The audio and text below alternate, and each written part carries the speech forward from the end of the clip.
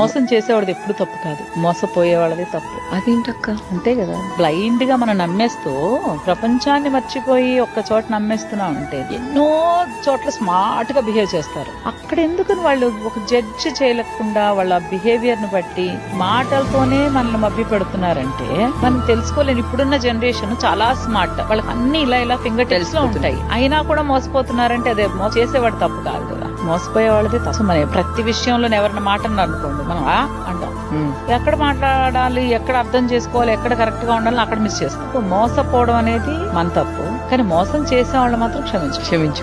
ఇది ఒక ప్రాణాన్ని నువ్వు మోసం చేస్తున్నావు, ఒక రూపాయినో 10 రూపాయలనో ఒక వస్తువునో కాదు కదా, ఒక మనిషి ఆత్మ క్షోభించేలాగా నువ్వు మోసం చేస్తున్నావు అంటే కర్మ రిటర్న్. కానీ అది మనం చూస్తామా లేదా అనేది వదిలేస్తే, అలా ఆలోచించి వాళ్ళు అనుభవిస్తారులే ఎప్పుడు అనుకునే ఈ లోపు మనం ఎంత అనుభవిస్తాం, అది అవసరం లేదు కదా.